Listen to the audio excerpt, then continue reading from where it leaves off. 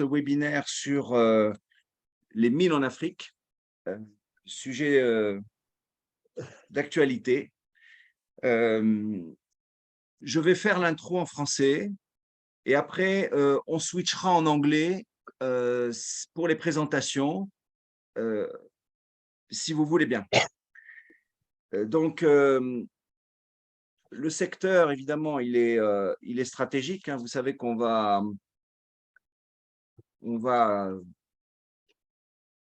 extraire de plus en plus. On extrait déjà 20 tonnes par habitant par an aujourd'hui au niveau mondial. Donc, c'est effectivement énorme. Dans le schéma, on sait que l'Europe a peu de ressources, évidemment, et on sait que l'Afrique, évidemment, est très pourvue en matières premières. C'est 30% des réserves de matières premières minérales non énergétiques. Je relisais ça, évidemment. Et en plus, avec un autre chiffre pour commencer,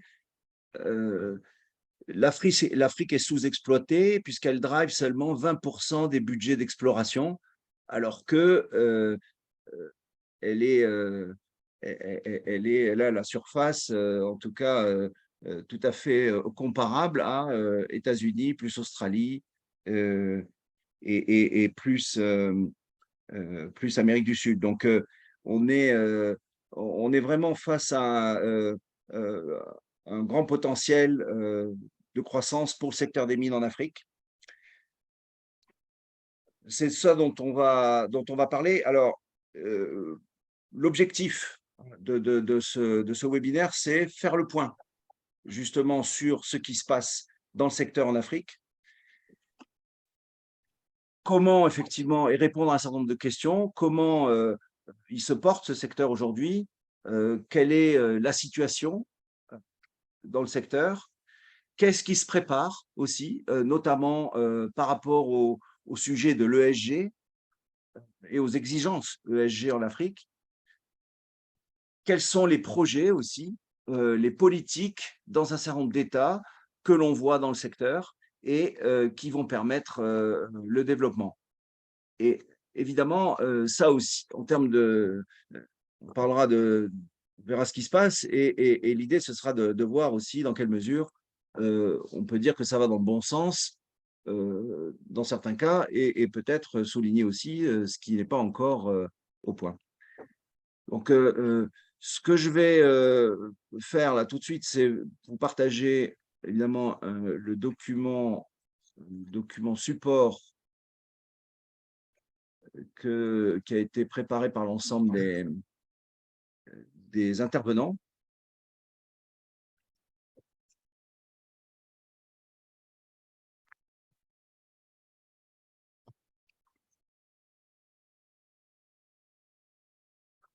Ouais.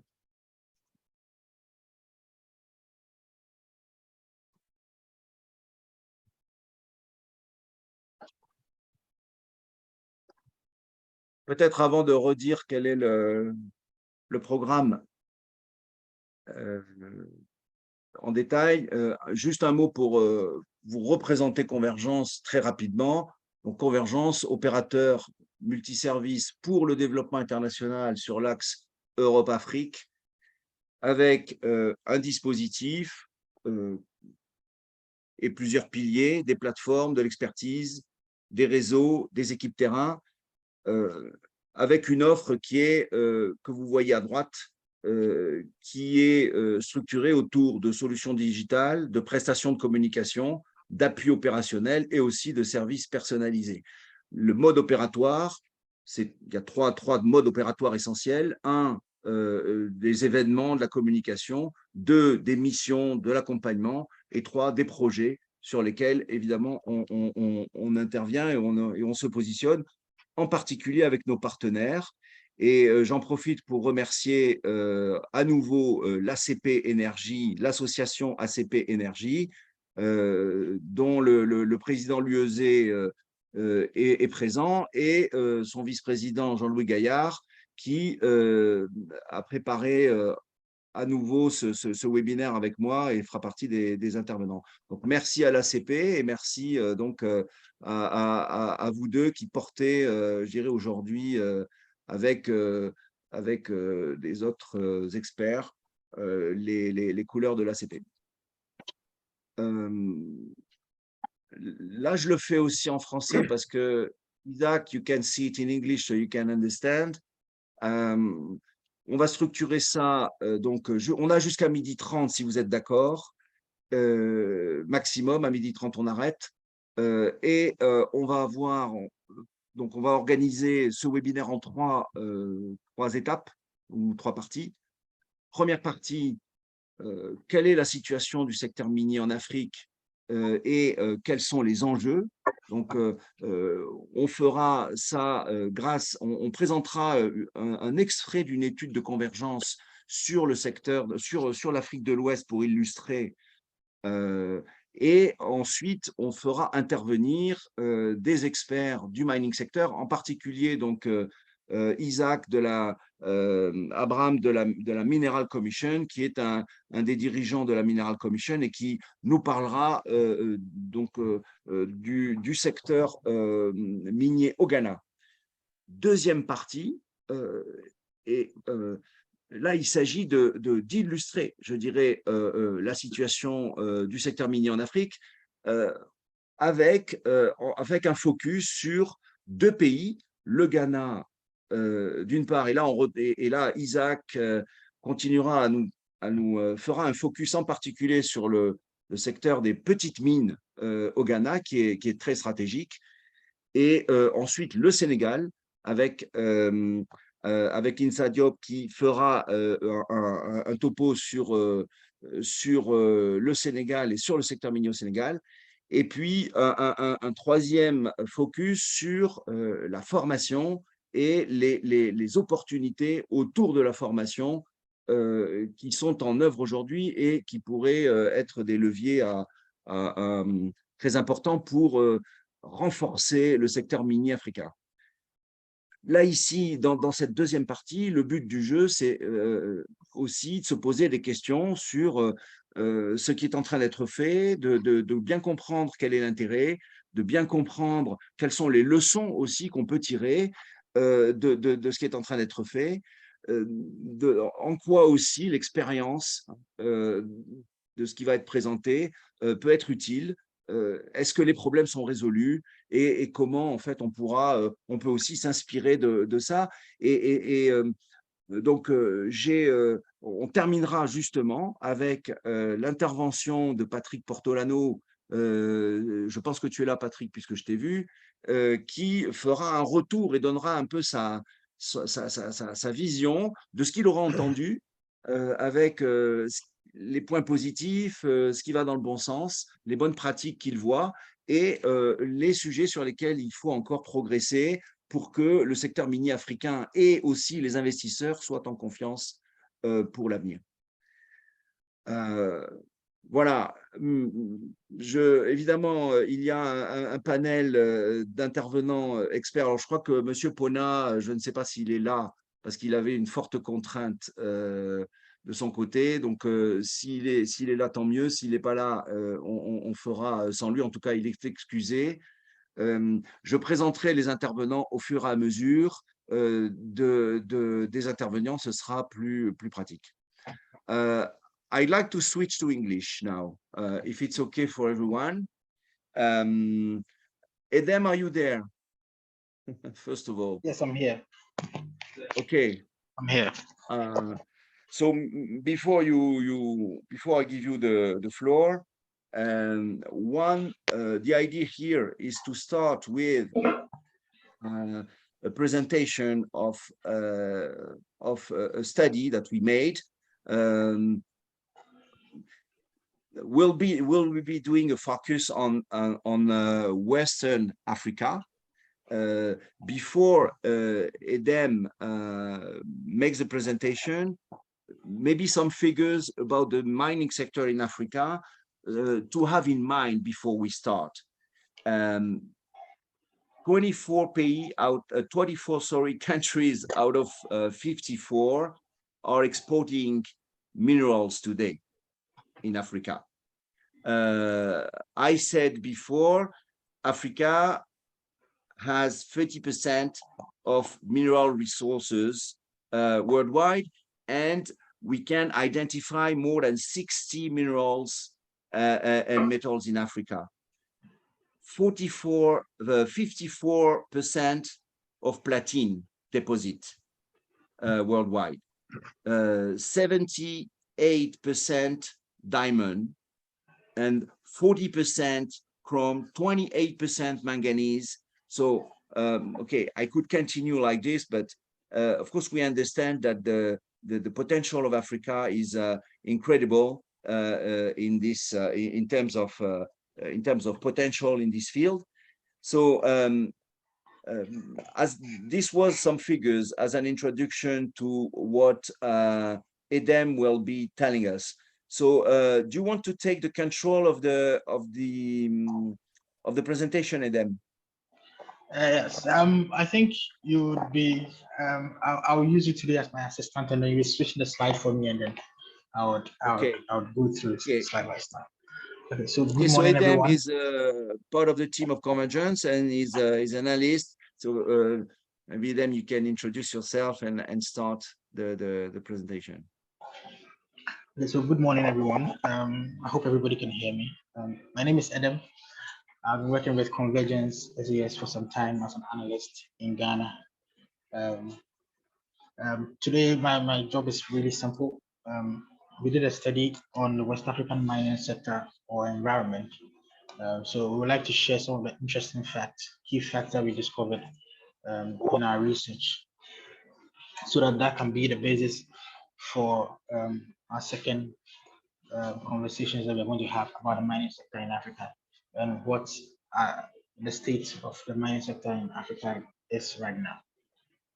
So I would like, so our presentation is going to focus on West Africa because that is where we did majority of the study.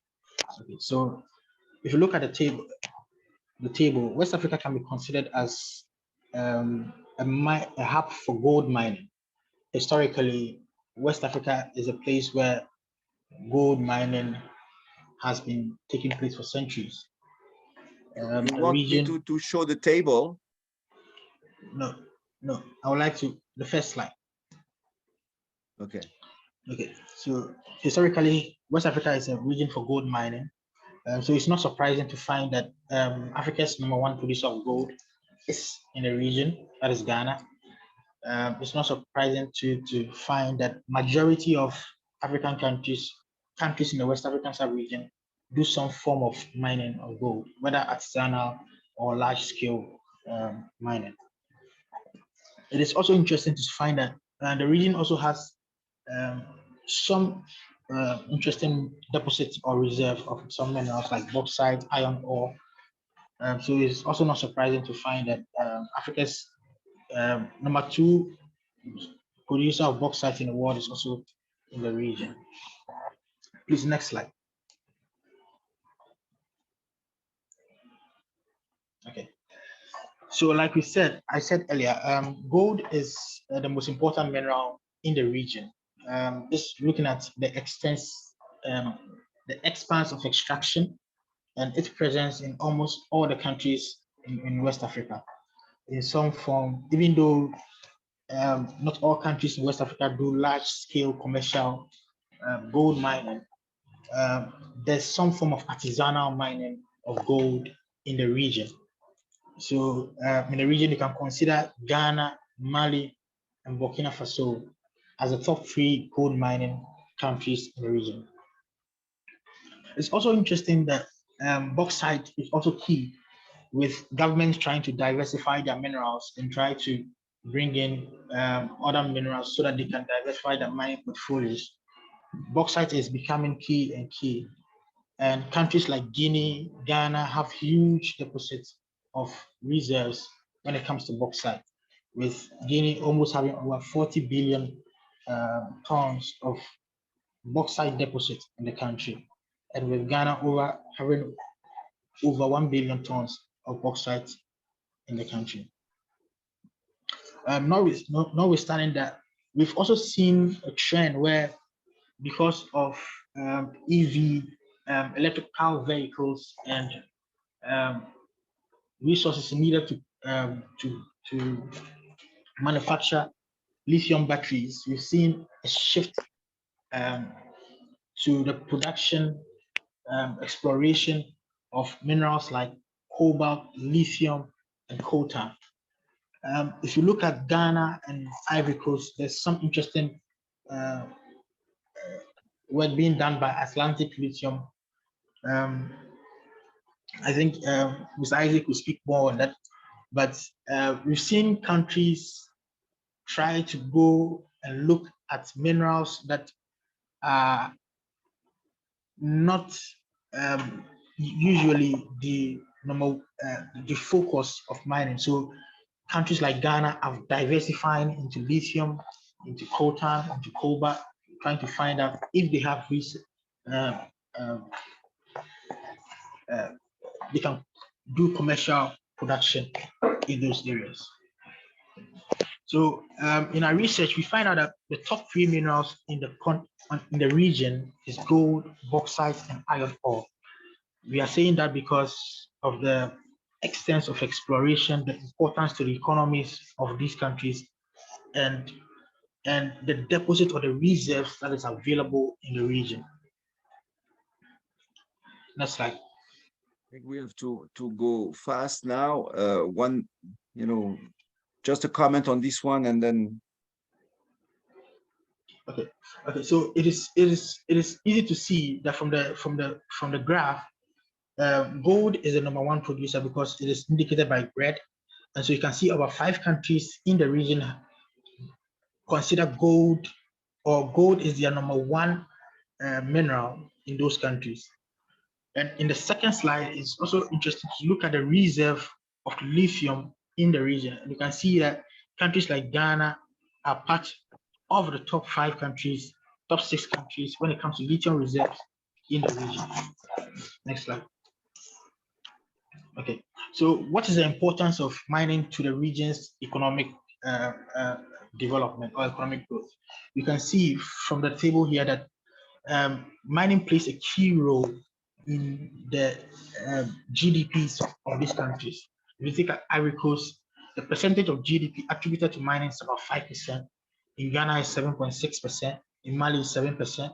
Burkina Faso is 10%. And in Guinea it's about 15%. It should tell you that majority of these countries depend heavily on mining for foreign exchange, for revenues, for developing their countries. Yes, we've seen the region is attractive. This is shown by the presence of huge multinational mining companies in the region. Companies like Newmont, we've seen B2 Gold, we've seen Kinross, which the majority of the companies come from Canada, Australia, and then South Africa. These companies are the companies that dominate the region. We've seen interesting upcoming projects like the Namdini Gold Project. We've seen interesting projects like the Owoya Project, which is in Ghana, the Kaika Project, which are all coming on stream either sometime later or this year. Next slide. Focus on DRC then. Yeah. So DRC is an interesting country for us because even though it's not part of West Africa, we had to select it out because of the strategic importance of DRC in the current kind of minerals we're talking about. So DRC is a huge country, about 102 million inhabitants. That makes it the highest French-speaking country in the world. It's 4th most populous country in Africa, and it has abundant natural resources, which we all concur. So what we've seen is, even though some of these minerals are there, in DRC, there's a lot of issues concerning child labor in the exploitation of these minerals. And we've also seen that there's a bit of dispute where minerals in DRC are smuggled out of the country and then exported to other countries making it impossible for the country of DRC to get the revenues that it deserves.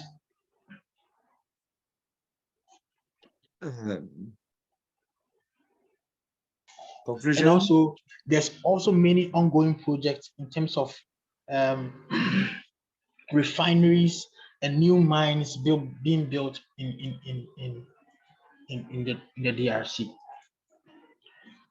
So these are the conclusions that we came up with. The region is very attractive when it comes to West Africa. The region is attractive because, one, because of the geographical makeup of the region. So there's a lot of huge deposits in terms of gold, in terms of bauxite, and it's attracting investment. The region has seen tremendous growth when it comes to mining. Countries are trying to formalize, are trying to make it easier for companies to enter the market and do commercial mining. So this is shown by the sheer number of projects that is ongoing in some of these countries. And Ghana is about 90, estimated about 90, Burkina Faso about 103, and Mali about 99 projects. So it should tell you that companies are entering the market. This is because the region is attractive. But nevertheless, there still exist some challenges. We've seen over the course of some years, coup d'etats, political instability. These things are affecting the appetite for investment in the region. Companies are beginning to think twice before they put their money. And so it's causing a bit of issues there. Majority of the mineral codes were written at in a time where these countries have not started commercial production of this mineral. So some of these mineral codes are a bit obsolete, and we've seen that it's making it a bit difficult for them also. And another thing is the effects of mining on the environment. We've seen that in countries that we've looked at, it is causing a lot of environmental degradation in terms of water pollution, forest destruction, and things like that. So even though there's a huge potential in the region for investment, we are saying that there's still work to be done. And some of these countries are taking this initiative, they're taking the lead to make sure that they put in the right processes and the right structures to make sure that they can derive the investment that they need to propel the growth that is what the growth that they need. Thank you very much.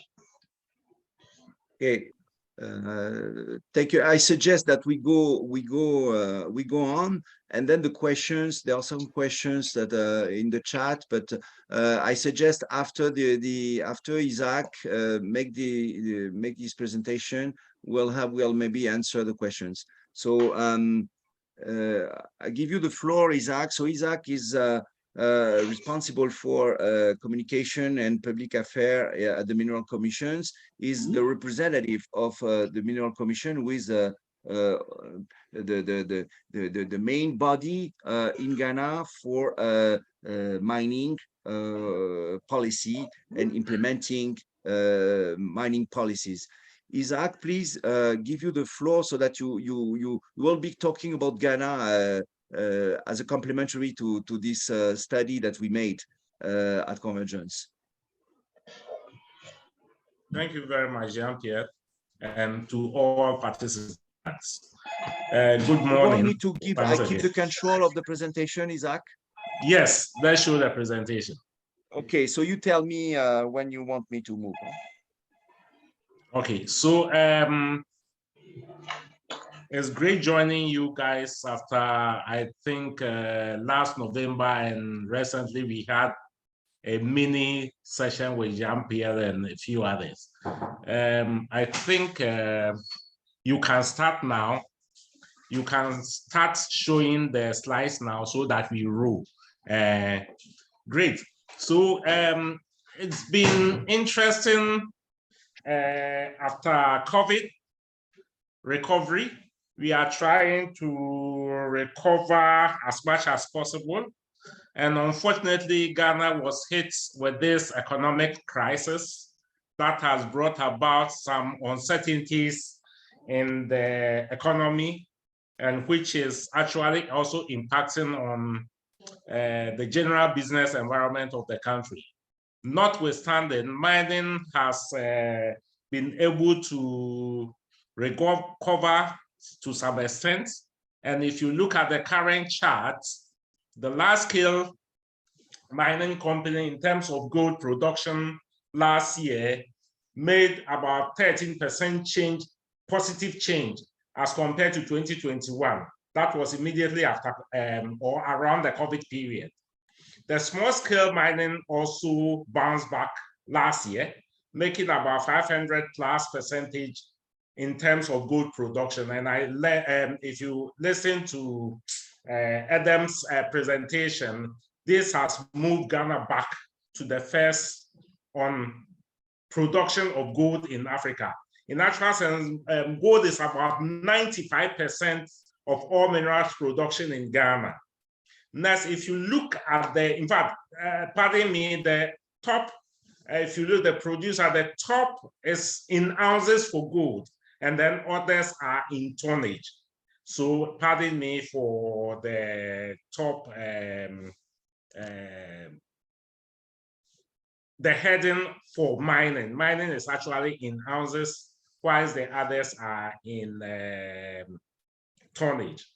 Manganese, however, dipped as well as bauxite, because, in fact, the production capacity of these companies, they were struggling in actual sense. And one other issue had to do with haulage. The railway lines are not the best. For instance, Ghana bauxite still continuing to haul mine out bauxite from the mine to Takoradi by road, which is very disincentive and costly to the company. As such, you will see that they are not doing well. They recorded negative values. Yeah, next slide.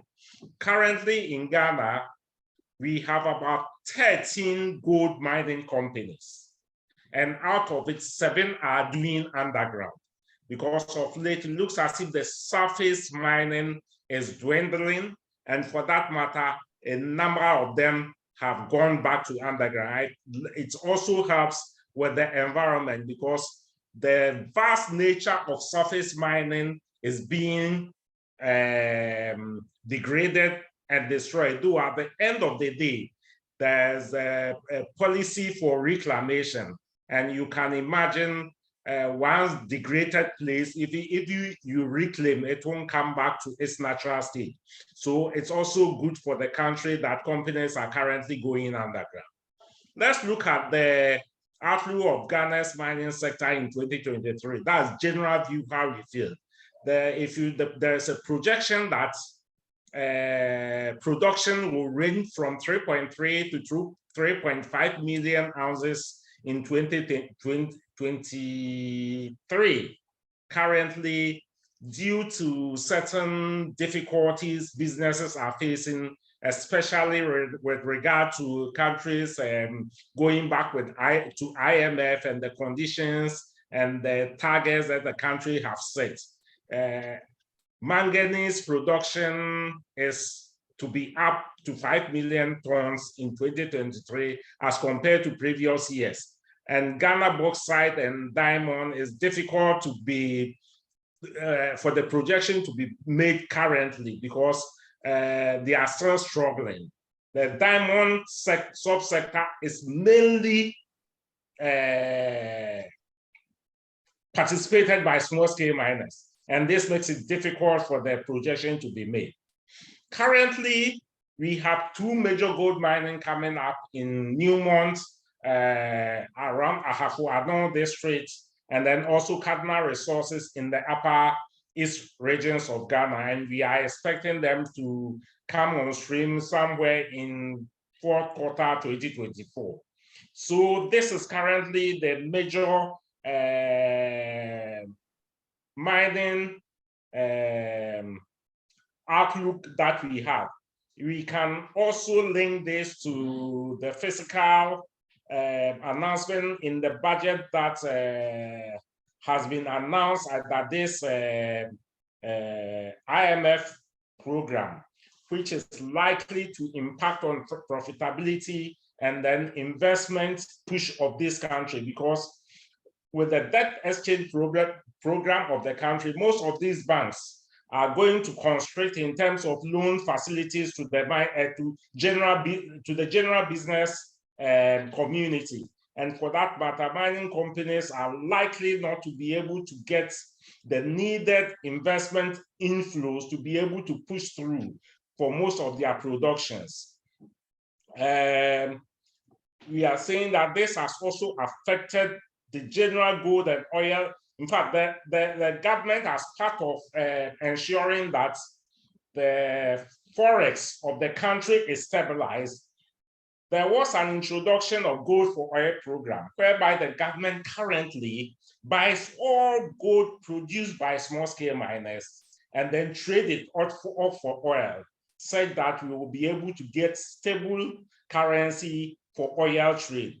And this, if you also hear from the small-scale miners, it has really affected their growth in terms of trying to bounce back after COVID, because most of them used to have their own arrangements with refineries outside the country.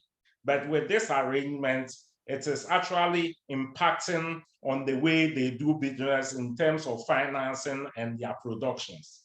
And then last but not the least, in terms of this outlook, has to do with the IMF program itself, which we are saying that it has also brought a sort of confidence in the business environment. And then we are hoping that going forward, the businesses will be able to bounce back as expected. John, next slide. Okay. Isaac, because we are running out of time, I suggest that we go quick on these Sure. next two, and then we move on to the next part. So tell Okay. me.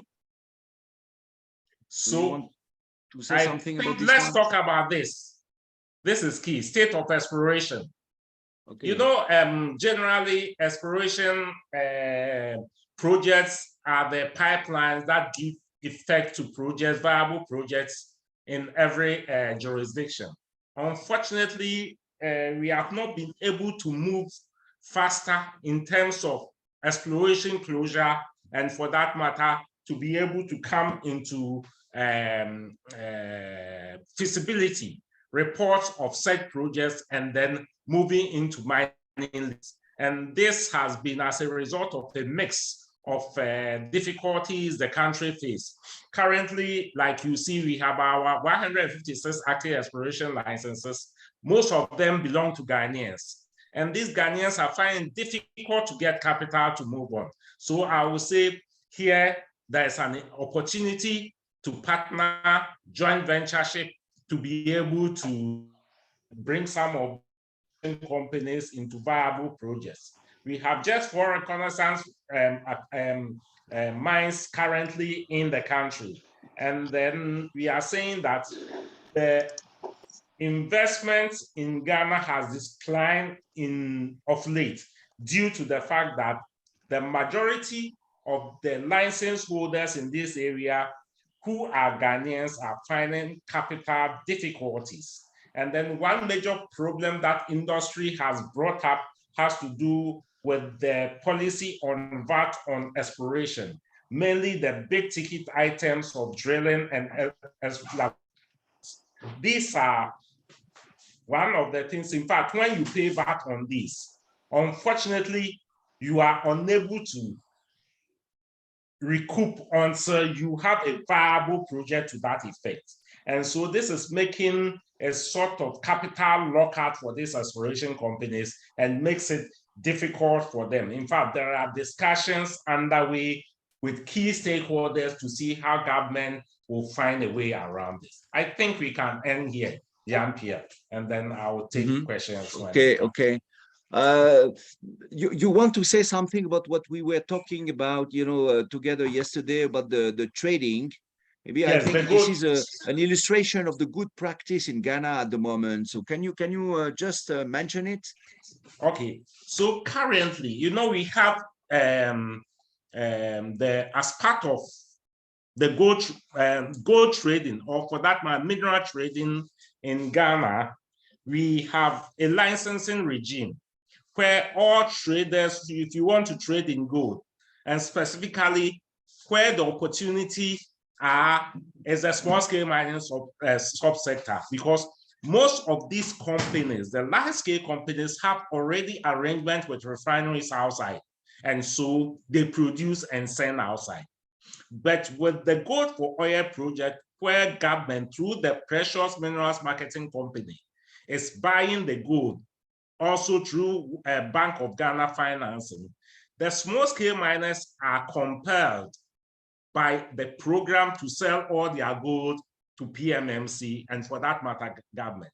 And for that, because of this, for the period January till now, government has suspended issuing gold trading licenses, which is also issued like a normal mining license by the Minister of Lands and Natural Resources. And so for that matter, this project, this window is now closed for now, until probably there's another policy or program. Actually, other industry players, civil society, among others, are calling for an actual blueprint, a policy on this, so that we will all know our way forward. We are hoping that if government is able to push through for this blueprint to come out, we will be able to know the way forward in terms of the gold traders. But currently, all those who were holding licenses after 2022, they were not renewed for 2023. And for new applicants, they are all on hold. So that is the situation for the gold licensing, and or for that matter, we call it in Ghana, license to deal in minerals. That is the status of it currently. Thank you, Jean. There's some questions, but just one, because this is the subject we're talking about. So, and then the others will answer later. How does the government make sure that it purchases 100% of the small minor gold? And how can you make sure of that, Isaac? Is the government make sure of that? This is difficult, and you see, it's not foolproof, because if you look at the way the system is, from regulatory point of view, we are thinking that there will be some slippages. Likely people will not sell to government, and they will try to smuggle them along the borders of the country, because PMMC, it's not everywhere. The offices are not everywhere. Now that they are trying to set up to be able to be have offices across the mining districts, but it's not yet done.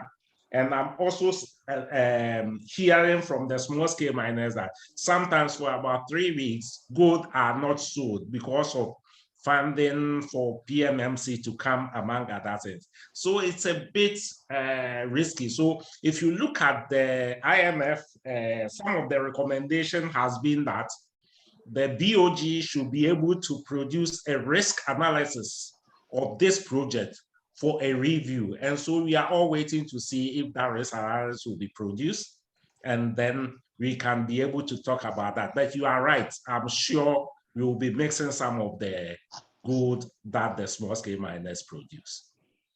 So Isaac, thank you for that. I think we switch to the next part, which is the feedback on some experiences, on some projects, and we start with Ghana. So you keep the floor with a focus on structuring projects in the small mining sector. So please, the challenge is that can you make it in 5 minutes? Okay, I'll do that. Let's see the slide. Quickly, I'll do that. Okay. So now we are talking about the structuring projects, right? And we Yes. start with Ghana. Okay, so the small scale mining subsector generally has been around prehistoric. It's a prehistoric activity, and at a point it was banned by our colonial masters, but somewhere in 1989, Ghana tried to formalize it by coming out with the first law, that is the PNDC law 218. And so the small scale came now into formality. And if you look at the key objectives, the reason for it, next slide, please. The reason for it was to create employment avenue for Ghanaians, because at the time, most of the mines were downsizing. And then so we thought that this window will open avenue for some of the former mining, large-scale mining company employees who were being restructured.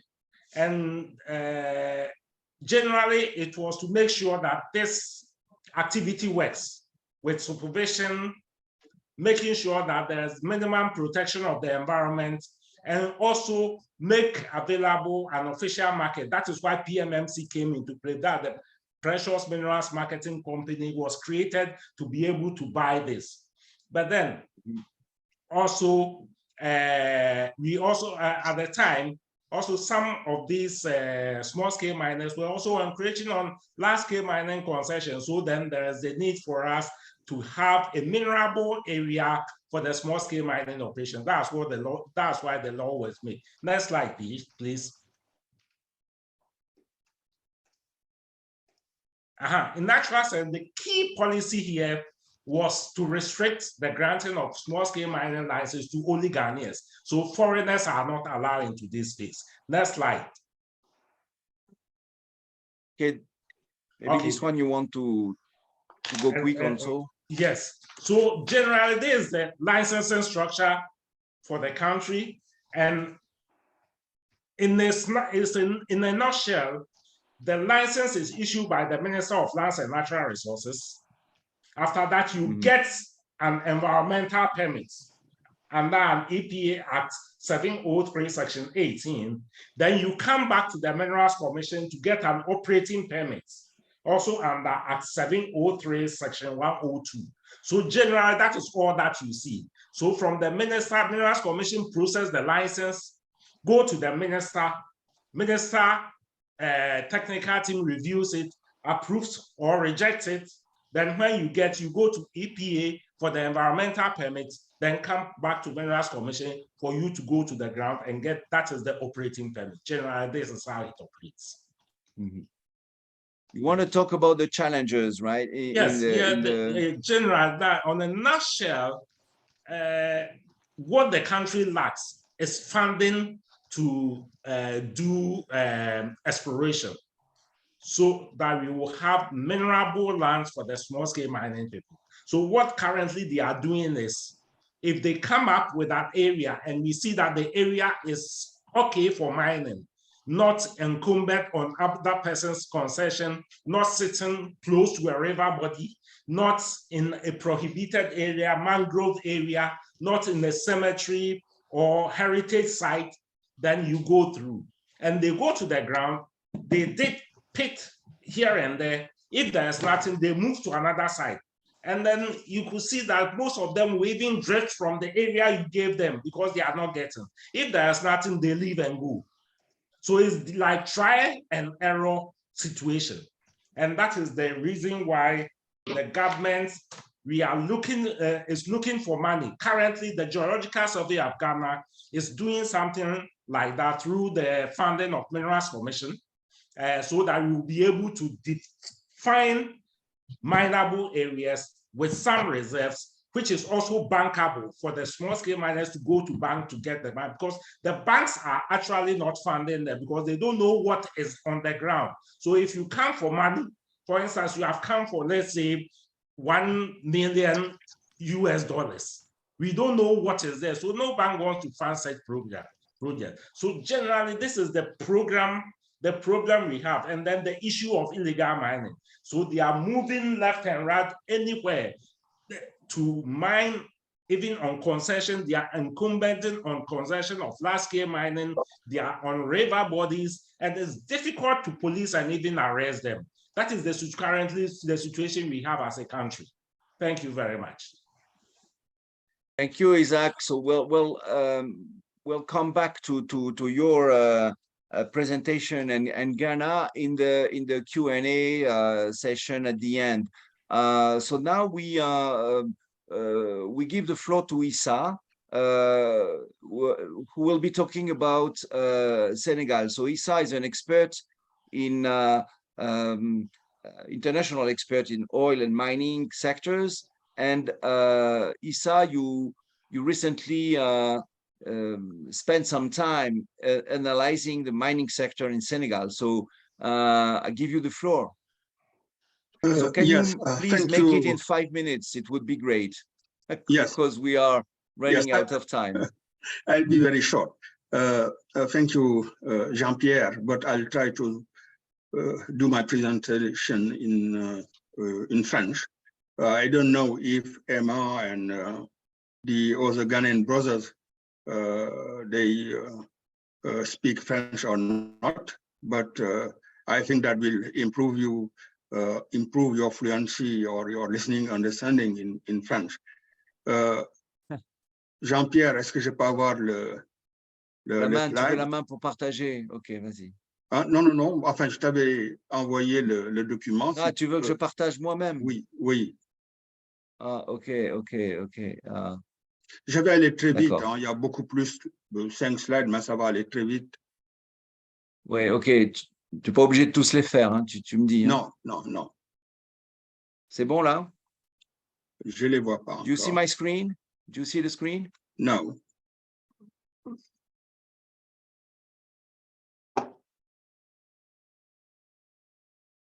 Can you see the screen? Yes. Okay. Yes, we can go to the first slide just to give some statistics about the production of those principal minerals of Senegal. Senegal now produce gold, produce phosphate, produce zircon, and ilmenite. Since the Second World War began the phosphate industry in Senegal, and it is the major production, and we have a real industry in phosphate and production of urea. The major society is ICS, Industrie Chimique du Sénégal, and he is, I think, the most important company in the sector of mining. Next slide. And we have also those big companies. Our friend from Ghana has presented, from Australia and from Canada. He is now exporting gold in the western region of Senegal. Next slide.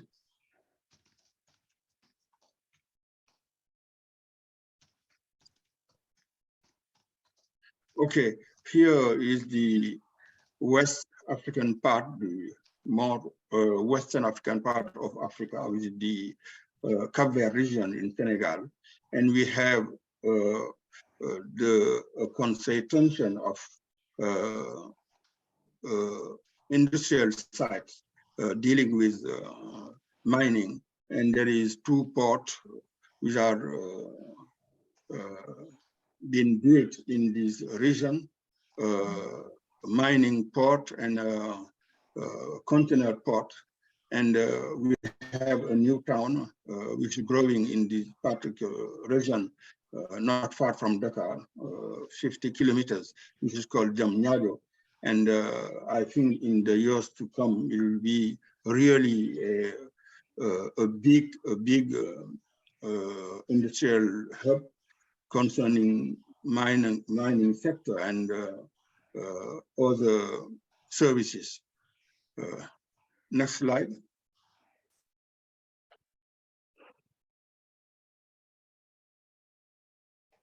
Oui, on continue.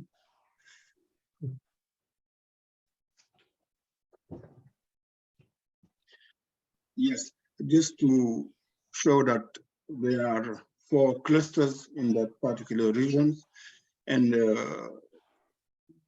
I'll shift in French. Le Sénégal a déjà investi beaucoup sur ce site où il y a des investissements structurants de grande envergure. J'ai eu le plaisir d'ailleurs d'y être avec 2 experts de ACP, Jean-Louis Gaillard et Patrick Portolano. On a passé du temps un peu sur cette zone de Diamniadio où il y a des services, il y a tout un pôle concernant une zone industrielle, il y a un pôle concernant le cycle de la science, pas mal d'instituts, et en termes de capital humain, il est en train de s'y constituer à la fois une véritable, comment dire, entreprise autour des sciences et techniques, et parallèlement des projets structurants de grande envergure. Je l'ai mentionné tout à l'heure, les ports minéraliers et les ports multiconteneurs, et autour de ces ports, une zone économique spéciale avec pas mal d'industries qui vont concerner le stockage et le transport des hydrocarbures, qui vont concerner la transformation des produits miniers, enfin, une base d'industrie autour du fer, enfin, la fonderie, avec des entreprises qui viennent de différents pays, la Chine, le Canada, l'Australie, l'Afrique du Sud. Next slide. Donc là, c'est quelques infrastructures que j'ai mentionnées tout à l'heure. C'est le Centre international de congrès Abdou Diouf, hein, qui a été inauguré il y a quelques années, qui est un bijou en termes de, comment dire, d'infrastructures qui fonctionnent totalement à l'énergie solaire, qui a été construit en 9 mois. D'ailleurs, s'y est passé le forum de Rufisque où étaient présents Jean-Louis et Patrick Portolano. Next slide.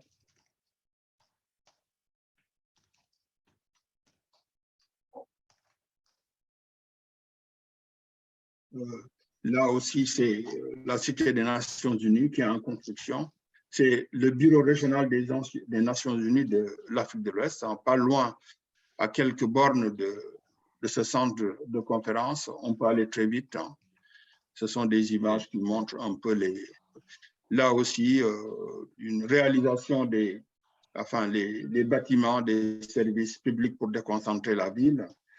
Ça, c'est le Dakar Arena. Et puis, ça a pris quand même une dizaine d'années pour réaliser tout ça en termes d'infrastructure. Et c'est véritablement une ville nouvelle avec des services très modernes et qui vont faire du Sénégal ce qu'on voit sur ce map-monde, c'est-à-dire un véritable industrial hub for West Africa and for the other part of the world. Actually, big investors are really attracted by Senegal, and I think that it will be, in the years to come, one of the real industrial parks in West Africa. Je vais m'arrêter là. C'était juste pour donner quelques idées en disant que le secteur des mines prend de l'ampleur. Les grandes compagnies telles que Endeavour Mining au Canada sont présentes dans l'exploitation de l'or. Le Resolute Mining, l'Australien, le Teranga Gold, enfin, qui sont des sociétés de droit sénégalais montées par les Australiens. Sociali, la société turque, va investir plus d'1 milliard de dollars pour l'exploitation du fer de la Falémé, c'est déjà en cours. Parallèlement, comme vous le savez aussi, le Sénégal va être producteur de oil and gas à la fin de ce dernier trimestre de l'année. L'entreprise multinationale Eramet est bien présente au Sénégal pour l'exploitation des sables titanifères, l'ilménite, le zircon, à travers sa compagnie locale qui s'appelle Grande Côte Opération. Voilà, juste pour résumer, et puis s'il y a des questions, je pourrai y répondre tout à l'heure. J'ai une question là tout de suite parce que du coup, on a changé le timing là, donc du coup, on a une question. il y avait une question que toi-même, tu avais posée sur l'uranium, c'est ça? Oui. Tout à l'heure, j'ai vu dans la première présentation de Emma un tableau des pays africains avec les productions principales, les productions insignifiantes ou les réserves, et j'avais vu production d'uranium au Sénégal. Et à ma connaissance, le Sénégal n'en produit pas. Il y a des réserves certainement qui ont été découvertes il y a très longtemps par le BRGM, mais à ma connaissance, il n'y a pas encore de production d'uranium. Ça doit être peut-être une erreur qui s'est glissée dans ce tableau-là. Ouais, c'est bien ce tableau-là, je pense. C'est ça que tu vois en fait. Hein? Ouais. Edem, Issa is questioning your table, I mean our table, and regarding the uranium. He says, in my understanding, Senegal is not an uranium there is no uranium yet in Senegal. So yeah, so it is a reserve. So it is a significant reserve. Yes. Not so you can see that it is either insignificant production or reserve stage. So we have reserve, but it's not done any production. We have reserves in Senegal. Yeah. True. Okay. Thank you. I wanted to raise a question, Issa, to you regarding the gold sector in Senegal. You remember, tu te souviens qu'on a discuté ensemble à ce sujet et qu'il y a donc au Sénégal un secteur minier aurifère qui est en devenir, qui est en démarrage en fait, qui est en train de se professionnaliser. So I say it in English also for Isaac, because I was saying that in Senegal you have a gold mining sector who is growing, who is not yet stabilized, who is not doesn't have reached the level of professionalization and industrialization like the one in Ghana. So Issa, the question to you is, could you explain, do you think, in your opinion, the Ghanaian sector, the Ghanaian gold sector expertise could be used in Senegal? And, do you see that the experience of Ghana could be useful in Senegal, in your opinion? Yeah, absolutely. Ghana is really the leading country in production of gold in West Africa since many centuries, I could say. Actuellement, au Sénégal, on est en train de se développer beaucoup d'orpailleurs, le secteur de l'extraction artisanale de l'or, et parallèlement un secteur industriel qui existe depuis quand même bientôt plus d'une vingtaine d'années à travers ces grandes compagnies canadiennes, sud-africaines, australiennes. Il y a eu un développement presque non contrôlé de l'exploitation artisanale de l'or. Je ne sais pas si vous avez regardé l'actualité, pas plus tard que cette semaine, il y a eu vol d'un camion qui contenait plusieurs tonnes de cyanure. Heureusement, les forces de sécurité ont vite repéré le camion. Ça allait être utilisé par ceux qui utilisent les mercures et les sels de cyanure dans l'exploitation artisanale traditionnelle. Et le Ghana a une réelle expertise.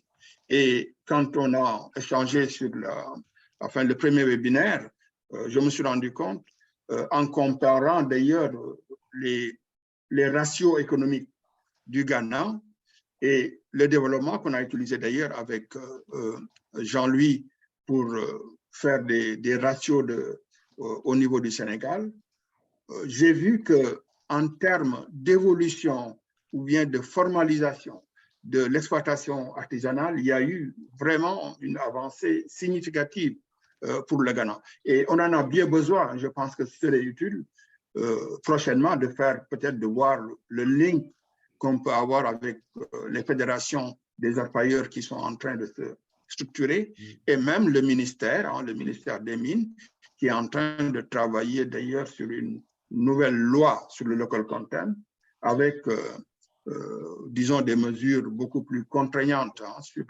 sur le contenu local. Okay, Isaac, you want to comment on this? Is Ghana ready to assist and give some support, in your opinion? In terms of bilateral or at the company level, because what I will say that currently Ghana is ripe in terms of mining expertise.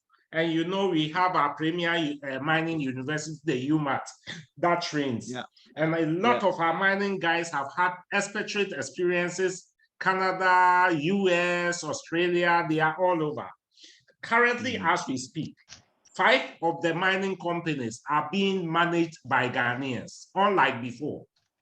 And one, the bauxite company, is also being managed by Ghanaians. So it tells you that the Ghanaian expertise in terms of gold mining and the other minerals is so high that yes, if Senegal would like to partner with Ghana, there will be expertise for them to help in this regard. Okay, we'll talk further about this. I'd like to switch to, so we'll, I asked Jean-Louis to make his presentation later on because I need, Patrick has constraints and has to leave. So I propose, Patrick, that you give us your input, your feedback on what you heard so far, and also your ideas about the best practices, the recommendations that you can make to external partners, to investors, to players in the sector. So first of all, so maybe how do you want to, what's your comment after, you know, these first presentations, these first inputs that you heard? Okay, thank you, Jean-Pierre. Thank you all for being here. Well, I just have 2 or 3 comments I would like to make. We first started by saying that Africa was maybe what, sorry, Patrick, maybe Yes. I skip the presentation, but because we all know you, but maybe some people don't know you. So just to remind people, everyone, Patrick is an expert, he's a geoscience expert. He has also the mining operation expertise and experience in the past. So he's today is advising investors when about investment to be made in the mining sector. So yeah, so, just sorry to be complete for that. Yeah. I started a junior exploration company in Mexico. We've done that for more than 10 years, and we know, you know, all the what I will express here is the viewpoint of explorationists more than production, more than the production side, and how to create and valorize resources in a country. So the first comment I want to make is that I heard that Africa was underexploited from a mining standpoint, but I want to add that Europe is also very underexploited, especially continental Europe. And the reason is that we don't have the same culture as you have in England, in Canada, in the US, where the finance community is much more risk-taking than it is in continental Europe.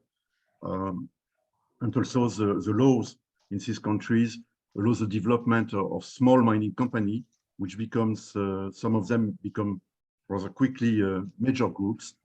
So there is this first comment I wanted to make. We have a lot to see in Europe, and if we were exploring better Europe, we would certainly have a different position than we currently have in Africa, which, as was stated by one of the speakers, is mainly today the playground of UK, Canada, Australia, and South Africa, more than even African countries themselves. The other comment I wanted to make is around artisanal mining or small-scale mining. As an explorer, we like that. You know, we like to see that there has been a mining activity somewhere, and if it's still going on, it's even better because it means that there is a prospect and that a lot of exploration work is being done every day. And this is how we regard, you know, the small-scale mining activity and how we like to work with them. Now, when the prospects are better defined, that we come to the resource, that we come to the stage of creating a mine, if no agreement has been found with either the community or the small-scale miner, then we are running into a big problem, because we know that, and this is a personal experience, we know that on that will encroach all kinds of illegal activities that will threaten both the people working on stage and the investment itself. So we are kind of reluctant, you know, to see the hype being put today on small-scale mining. I mean, as long as the community does it and support it, and that it remains small-scale, and that there is no external interference, we say it's okay. But as soon as it gets out of control, and this is the case in many places, we run into a problem. This activity also develops when the junior or major company depart, because they live on the ground people, skilled people who have no other activity to do. And this should be addressed by the states themselves in their law. And there is a very big playground to be developed here. Voilà, sorry, my English is not that good today, so I have some difficulties in expressing these concepts, but we can open a discussion around these two viewpoints. Voilà, Jean-Pierre. Thank you, Patrick.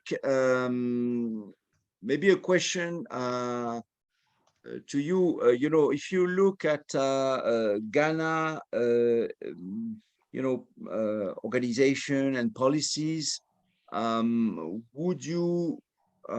would you say after, you know, Isaac's presentation, especially, you know, what he was saying about the policies and the impact of the recent decisions made by the government on the Ghanaian sector. They made decisions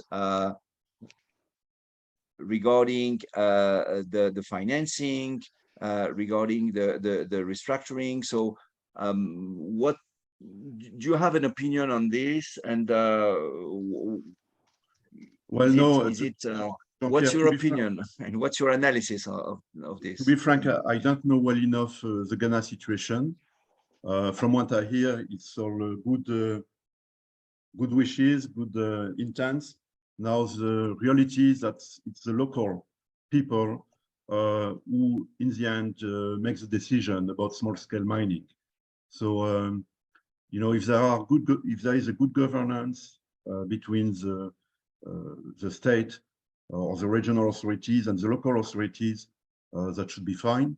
If not, it will, you know, not be of any use. So, I mean, but I don't know very well the situation of Ghana. I would need to spend significant time before I could emit an opinion about what's going on here. Mm-hmm. There's a question, Patrick. What is the range size of a small, big mining exploration? Of a small or big mining operation? Is it, well, it's small or big, you know, right? So there are two questions. What is the average range size of a small mining operations, and what's a big mining operation? Well, I can't answer this question so simply. It depends whether you talk about gold, about other metals, about the geologic condition in which you are. It has to be looked on a case-by-case basis. But basically, it's something that requires, small investment, like a few $100,000 to produce economically. Pardon? Someone want to say something? Wait. So yeah, it's the scale of wait, investment you need to be economically. Okay. Merci. Thank you, Patrick. I'd like to. So I know that you have a train to take. So I'd like to give the floor to Jean-Louis, who will have a focus on the training activities and training projects in the mining sector, or projects that could be applied to the mining sector. So Jean-Louis, are you there? Yes, I am here. Can you hear me? So do you want I keep the control, or you want to do it? No, I will keep the control. You keep yourself? Yes, I will. Okay. So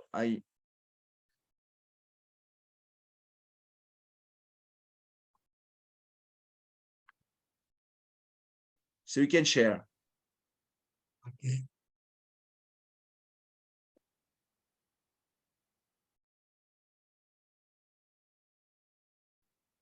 I think that's it. Huh? It's here. Okay. Can you see it? Yeah. Okay. Oui. Well, I will start in English just to be able for Isaac to follow, because my first topics will be the application of SSM or ASM. ASM means artisanal, small mines, SSM, small scale mine for gold, but as he mentioned, maybe for diamond, because it's a topic that I discovered. So I will start this, and then I will switch to general topics for training centers and our experience. We have been working with Isaac, and before working with Isaac, we have been working with AFD, and we have been reading reports from World Bank and AFD as well. And in these reports, very recent reports, we found out that there was a big issue in African mining on the World Bank point of view, which is the situation of SSM. And basically they said, yes, we have to continue SSM for sure, but we have to put rules. We have to put capacity building. There was a list of recommendations from World Bank. At the same time, they were addressing the TVET. TVET means training, vocational, and education training. It's all the education in Africa, and especially in Ghana, where they found out some discrepancies, some gaps that has to be filled. And we decided with Isaac to make progress in 3 directions. The first progress is TVET training program. So we are considering a project that could start with assessment of the current TVET system in Ghana, to identify the gaps and the challenge, and then to implement it in the pilot plant. There is, if I'm right, there is something like 30 TVET training centers in Ghana, in the industrial market, and all of them are working in the mining sector. So we should select one of them, and we should try to implement our recommendation after the in-depth analysis. The second is for ASM, is to increase the capacity building again, to probably to select one ASM. Of course, a lot of things has been done, for example, by the University of Mineral and Petroleum, UMAT, in Ghana, which is probably let's say, one of the biggest universities in Africa, covering at the same time mining and petroleum. They are very strong, and UMAT had a mission by the government to try to help ASM for the capacity building. So we are planning to work together with them. We know them. We met them, and basically what we would like again to try to find on a specific case to implement our recommendation and to make benchmarking afterwards. The third item, which is also referred as a critical by World Bank, is related to the power of mines, and there is a recommendation to increase the energy efficiency of the mine, and if it's possible to move to solar plant. So we know this.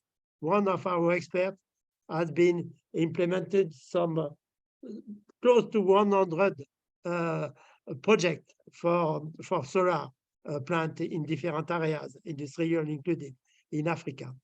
And so it's not difficult, of course. It has to be very carefully implemented, specifically on a specific site, and to know exactly what can be done, and then to have a pilot plan. So we are on this. We are working.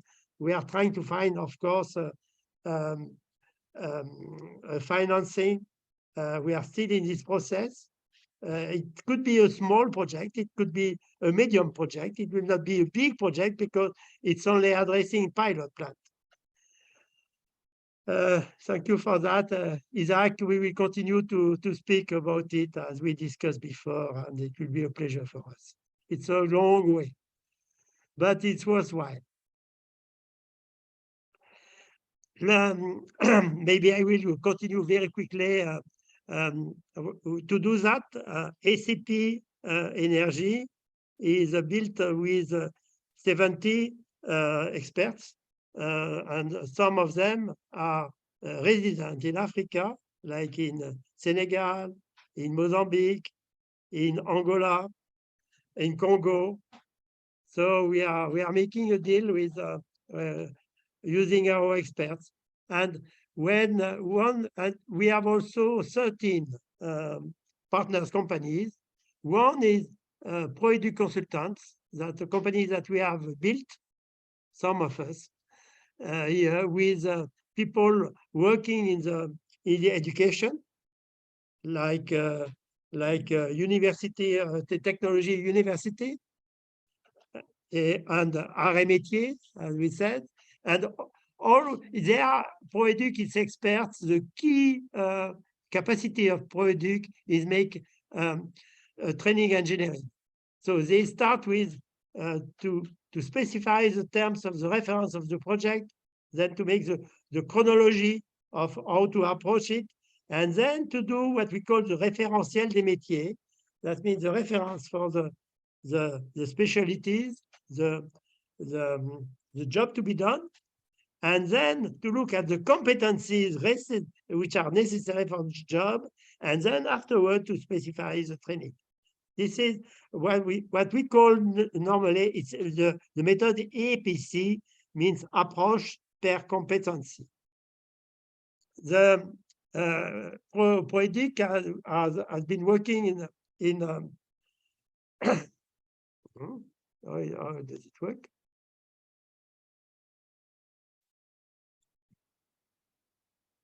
Louis, Oui. can I hear you? On t'entend plus là. Yeah, yes, because I lost my screen. Okay. Can you see it again?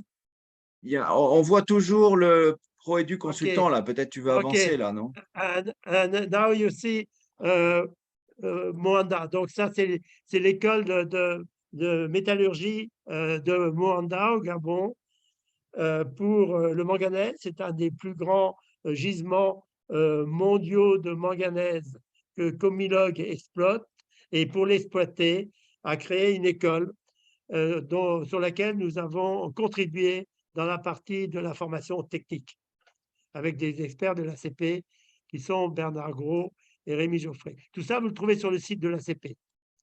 Un deuxième partenaire, c'est APAV, le groupe international d'APAV, qui couvre, qui est représenté dans 63 pays, qui a 130 centres de formation dans le monde et certains centres de formation en Afrique, en particulier au Sénégal, en Guinée équatoriale et dans d'autres pays, en Angola. Donc, et nous, le troisième support que nous ayons, c'est un groupe de compétences que nous avons créé et dont vous trouvez les comptes rendus sur le site à nouveau. Ici, c'est la deuxième réunion de notre groupe du 8 juin, où on avait 16 participants, incluant l'école des mines d'Alès, la Société Industrie Minérale, des représentants de l'industrie, par exemple, Technip Énergie, avec son organisation qui s'appelait avant Souffrir, très connue du monde minier, qui a travaillé dans les potasses, à la fois au Congo et avant en Alsace, voilà, et un certain nombre de consultants. Donc, vous êtes bienvenus les uns les autres si vous n'êtes pas membre du groupe et si vous voulez travailler sur l'identification d'opportunités et travailler ensemble sur des projets, vous êtes bienvenus dans ce groupe. Un des projets qu'on a traités, c'est le centre de formation de Saint-Louis, où on est parti d'une étude de besoin de compétences qui a été contractée par la Banque africaine de développement et on l'a fait en piloté par APAV et Projet du Consultant, qui sont les deux sociétés qui ont porté le projet. On a commencé par l'identification des besoins en ressources humaines avec un mapping, non seulement sur le domaine pétrolier, mais aussi sur le domaine minier, parce qu'on voulait assurer la pérennité du centre au-delà du pic pétrolier et gazier. Ensuite, on a parlé des objectifs du centre et on a fait la présentation les démarches que je vous ai présentées tout à l'heure, des différentes étapes pour arriver à la spécification des curriculums. Ensuite, on a travaillé sur les investissements, évidemment, puisqu'il y avait une partie d'études de faisabilité. Et donc, on a défini, d'une part, d'une formation longue sur 1 an, formation initiale, pétrole et gaz, et dans 3 domaines, réservoir, puits, forage, exploitation amont, exploitation aval.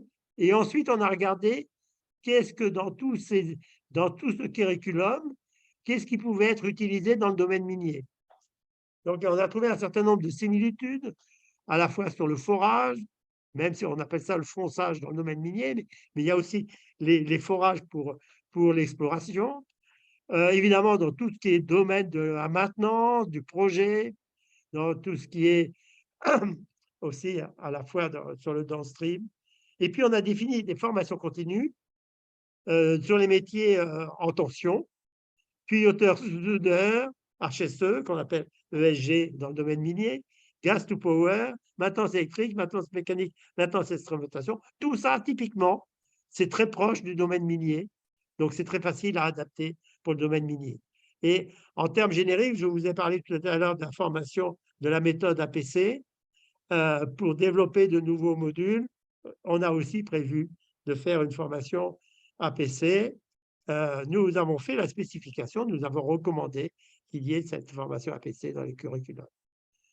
Et là, je voulais juste vous dire que, en prenant l'exemple de la France qu'on vit actuellement, on est en train de vivre une révolution avec les énergies renouvelables, où on sait qu'on prévoit qu'en 2030, on aura 350 000 créations d'emplois à cause des ENR. C'est énorme, tout ça c'est bien documenté, ça fait partie du projet COMED, compétences et métiers des énergies décarbonées. Et ce qui est encore plus intéressant, c'est qu'il y a 115 métiers sous tension et que ces 115 métiers sous tension, ce sont des métiers qu'on connaît bien, qui sont déjà sous tension dans un certain nombre de pays africains, en particulier les pays pétroliers ou miniers. Et donc, voilà en fait, ce qu'on va faire, ce qu'on est en train de regarder au niveau de la France pour se préparer pour les métiers sous tension dans le domaine des énergies renouvelables, eh bien, on va rencontrer la même chose, et on le rencontre déjà, pour adresser le basculement, par exemple, pour des gens qui sont des pays qui ont d'incompétences dans le pétrole et le gaz, pour transférer ces compétences vers le domaine minier. Alors, je vous ai parlé tout à l'heure, et je vais terminer, je vous ai parlé tout à l'heure que, à propos du Sénégal, du centre de formation de Dakar, que notre projet, au départ, il s'adressait au domaine pétrolier, et pour la pérennisation du centre, on a voulu qu'il y ait une ouverture vers le domaine minier. Actuellement, nous travaillons sur 2 projets, un au Congo, Brazzaville, où le ministère du pétrole et de l'énergie souhaite avoir rapidement un centre de formation pétrole et énergie, et notre réponse immédiate auprès du ministre, Bruno Itoa, a été de lui dire, si vous incluez le domaine minier qui en a besoin ou qui va en avoir besoin rapidement à cause de la potasse en particulier au Congo, eh bien, vous allez avoir la pérennité de votre centre. C'est quand même plus agréable que d'avoir quelque chose qui ne sera plus utilisé. Dans le domaine, et je terminerai là, on est en train de regarder aussi pour la Namibie. La Namibie est un pays minier, à la fois sur l'uranium, sur le manganèse et aussi évidemment sur l'or et le diamant, n'a pratiquement pas de compétences dans le domaine pétrolier. Ils ne sont pas du tout opérateurs, il n'y a pas de raffinerie, il n'y a que des stocks. Et tout d'un coup arrive le boom gazier avec des blocs, Total, Shell et d'autres, qui vont arriver en construction dans les années qui viennent, et ils sont à l'affût d'une solution de centre de formation. Bien sûr, c'est une bonne idée, mais surtout, il faut s'adresser aussi aux mineurs, aux sociétés minières, pour les accompagner, de façon à ce qu'elles puissent aussi servir le domaine pétrolier. Sur le Ghana, quand on a fait l'étude, le Ghana qui est à la fois pétrolier et minier, on a bien vu qu'un certain nombre de sociétés parapétrolières étaient aussi des sociétés minières, et ça a beaucoup de sens. Voilà, mon dernier sujet, c'était le besoin de mutualisation. Si ces sujets vous intéressent, en particulier dans le cadre de la mutualisation, rejoignez-nous et ça sera avec plaisir. Jean-Louis, tu as une question là, qui est posée par monsieur Djegou, qui dirige une société de prestation de services.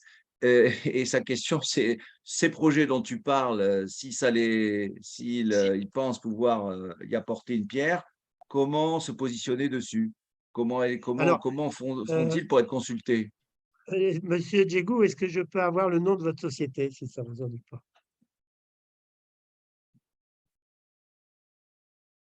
C'est la société A2I Afrique. Qui fait, C'est c'est de dans quel l'assistance domaine? technique. C'est de l'assistance Mais technique. dans quel domaine particulier? Comme il ne répond pas, je Au réponds à niveau sa de place, mais allez-y. Oui, STV. oui, Allô? oui, oui. D'accord. Quel est le L'assistance domaine? technique au niveau industriel d'abord et au niveau aussi des mines. En fait, on veut se lancer maintenant au niveau des mines.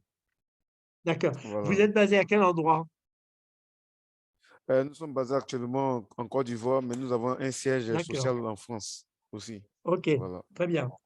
Donc, bon, alors, il faudrait. Mais écoutez, écrivez-moi, si ça ne vous ennuie pas. Vous avez Mm, mon adresse mail. L'adresse mail, Vous pouvez se- aussi écrire à Convergence, hein, si voilà, vous. D'accord, il n'y a pas de souci. Je vous écrirai plus tard. d'accord. Merci beaucoup, je vous répondrai. En tout cas, On reviendra sur ces S'il te plaît. questions pratiques là. Jean-Louis, est-ce que je voulais bien te poser une question complémentaire. Donc, tu parles de la formation technique, en fait. C'est ça que tu as mis l'accent dessus. Est-ce oui. que tu vois aussi d'autres besoins en formation qui pourraient être utiles pour les small mining Et je voudrais poser aussi la question à Isaac. Donc, à part la formation technique, est-ce qu'il y a d'autres formations qui te semblent importantes, utiles de mettre en œuvre et de proposer? Isaac, the question I'm raising, and I'd like you to answer also, just like Jean-Louis. He talks about the technical training for SMEs. Do you think there are other type of training, of education that should be delivered to equip better the small mines in Africa? C'est Denis là, je rejoins le groupe là. Hein. Comment?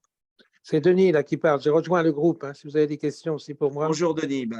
Oui, okay. Excusez-moi, j'ai pris du temps, mais j'avais des problèmes. Bon, ils sont résolus. Voilà, allô? Jean-Louis, tu veux répondre? Tu veux répondre à la question? No, I would like first, I would like to know what Isaac thinks about it. I think it's key. And eventually I can make a comment. But, Isaac, you want to answer the question? Can you? Okay. If on this note, in fact, some of the miners have already had training in terms of best mining practices and also processing. Mm-hmm. Others too certainly have not.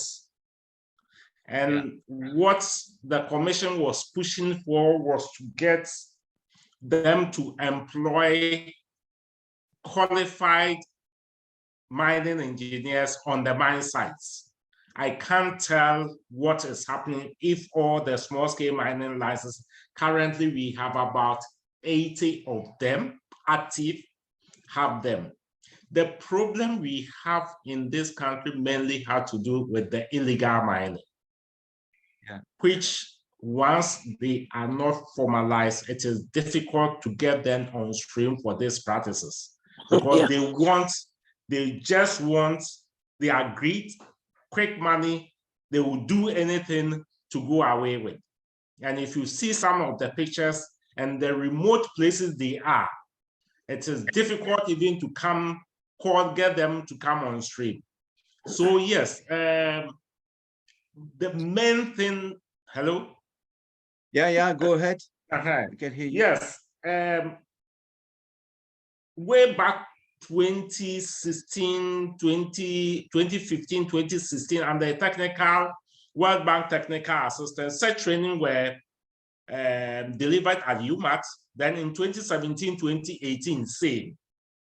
But I would not say that it's for all mines because with the institution of new measures for the small-scale mining subsector, a number of the licensed operators, in fact, this stemmed from the period that small-scale mining was banned. When it was lifted, there was this interministerial committee on small-scale mining who were doing sort of a parallel licensing process with the Minerals Commission to get them back onto the field. But then, majority of the small-scale miners who were registered at the time and who needed to be renewed didn't go back to this secretariat for licenses. And for that matter, the numbers have reduced, but the illegal ones are rather certain. I will not say that it is the guys who used to have licenses. In fact, some of them, if you meet them and talk to them, they say, oh, they have moved from the small scale mining, they are doing other businesses. So that is what, You know, you mentioned, I have a question for you before Jean-Louis, you answer too. You mentioned, Isaac, in your presentation, the issue about financing, right? You said those small mining, they need investment for financing. Do you think it would be useful to put together programs, training programs, sessions for the CEOs of those companies in fields like finance, governance, how to access money, this subject, new technologies to get financing, for example. Do you think it would be useful to think that way and to have this to propose this kind of training?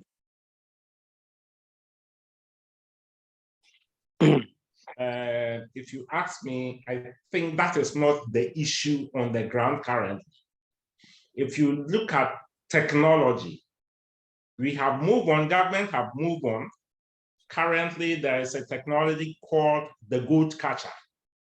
After the mining, the gold catcher is being loaned out to these, given to them on structured payment basis to processing. The Minamata Convention has already kicked in for the elimination of mercury. And for that matter, what we are pushed for is for every mining or a community mining that is launched, you come to the commission for such a technology to process. The technology only uses water. It doesn't use anything for you to process the gold. So that one is not the issue at stake. The issue at stake for financing is getting a bankable project.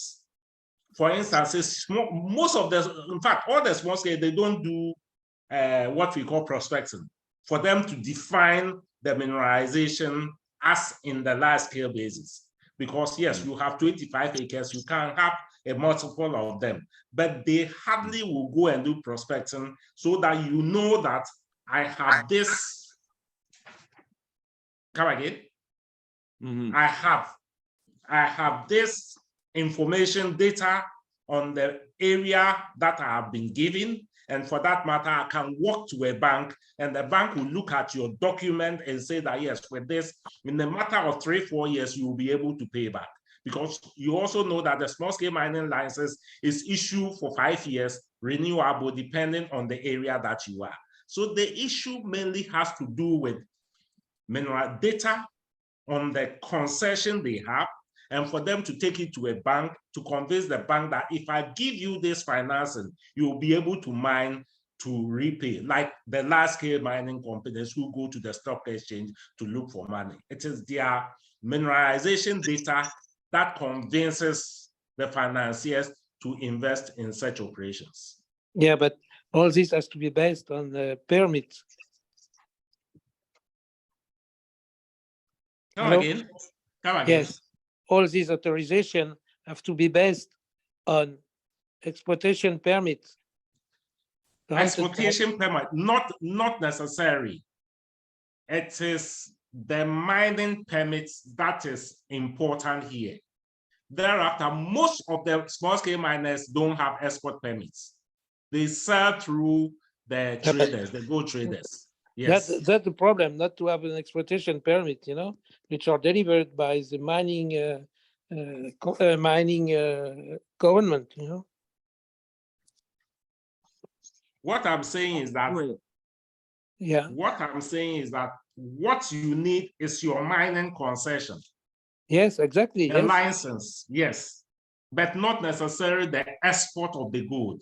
Because if you have it, there are so many arrangement buyers around to buy. So that is why you see, aside the miners, then we have the traders of gold. They go to the ground to buy. And that is what I'm saying, effective this year, because Ghana goes for oil, that window has been closed, and then PMMC, the government assayer, who has now been authorized to buy directly from the miners. So as for market is there, but it is the operations for you to know that size A, or let's say the location A have been given, there is mineralization, that the gram is so and so, maybe 2 grams, 3 grams, 1.5 grams. And if I'm able to invest, let's say $1 million for 5 years, I'll be able to make 3-fold returns and pay my financiers. That is the most important thing. But that data is not there. And so that is what the Minerals Commission, through a funding arrangement with Ghana Geological Survey, we have earmarked some areas for Ghana Geological Survey to survey, and then it's parceled out at a certain fee and arrangement for the miners to go and work and pay for the exploration costs. Yeah. Yeah. Yeah, but Thank you this very has to- much, Isaac. Before Denis, sorry, but I'd like to give you know, the floor to Jean-Louis Yes, if he okay. wants to add something regarding you know, the question on training. Well, first I have to say that I have to leave. Okay. So, second, just before leaving, thank you very much for all of you to be here. I understand that we are not at the end of the story, but we knew that No. before. But it's a very important story. Of course, we will continue to work if he accepts to do it with Isaac, with pleasure, and also with UMAT, because we know that UMAT is doing a lot of things, the university. So we have to make a type of meeting in order to clarify. And then you were speaking about bankable project. We are also in a bankable project. This is why we are trying to find. We said that we make a small scale project, specifically a prototype project or something like that. But even though for this we need somebody to pay for it. So we are speaking about maybe $100,000, whatever it is. We can continue go on, but if we don't have any Finance? bread, any bread for it, we Yeah. will suffer. We will suffer from food. Okay, thank you very much, and all the best to you. Any other question before Jean-Louis, before you leave? Any other questions to our speakers? No, that's all right. So okay, so Can I thanks make a lot. So maybe before, so because we are already 1:15, so before we close, one thing, because please, before everyone leaves, is first, of course, thank you all, and second, please save the date, okay? Which is sorry, it's there. The date is the 7th and 8th November this year, for the second edition of the conference and business meetings Africa Mining, so 2023, who is the event we are organizing with the support, as you see, of Choose France and also ACP, and there will be, of course, other strategic partner. We hope Mineral Commission will be part of it, but because Isaac, you told me let's speak about it in July. I didn't put the logo of the Mineral Commission, but I hope it will be there. So please save the date. The idea will be, as we did for the first edition, to facilitate, that's the main objective, facilitate partnerships between players within the mining sector, involving European, African, and non-European and non-African players in the mining industry and related industries. Again, thank you very much for your participation today. We will share, of course, the replay of this webinar, and I hope we see you in the next event of Convergence. Merci beaucoup pour votre participation. On espère vous revoir évidemment pour non seulement la session du mining 2023 que nous ferons en novembre, et aussi pour nos autres manifestations. À très bientôt, et n'hésitez pas, et bien sûr, si vous avez des questions, à nous contacter. Je vous laisse ici mes coordonnées dans le chat. Et n'hésitez pas, évidemment. On peut aussi faire des suggestions. Et on peut aussi faire, pardon, vas-y. Des suggestions. Des suggestions, ah, tout à fait, tout à fait. Ah, parce que moi, faites aussi des suggestions. Si vous en avez, bien entendu, on est preneur. Et puis pour toute question regardant des projets, regardant des, évidemment, dans le mining, comme vous le savez, nous, on est, je dirais, des facilitateurs, on est des enablers, on est des, si vous voulez, des tiers de confiance finalement pour les projets que vous pouvez avoir non seulement en Afrique, mais aussi sur l'axe Europe-Afrique, évidemment, dans le secteur. D'accord. Merci beaucoup à tout le monde. Allez. Merci Jean-Pierre. Thanks to all. It was very interesting. Désolé pour être arrivé en retard, mais je ferai mieux la prochaine fois. Merci, au revoir. Au revoir. Thank you. Merci, Bye-bye. merci à tout le monde. Et keep in touch. Merci Jean-Pierre, à bientôt. Merci Louis de ta présence et à très bientôt. À bientôt. À bientôt. Voilà. Tout le monde. Allez. Si on a des suggestions à faire, on les envoie à qui? À Jean-Pierre? Tu me les envoies moi. Et tu peux mettre Jean-Louis en copie, hein, ou tu peux mettre, mettre moi et Jean-Louis en destinataire, il n'y a pas de souci. Ok, parfait. Oui.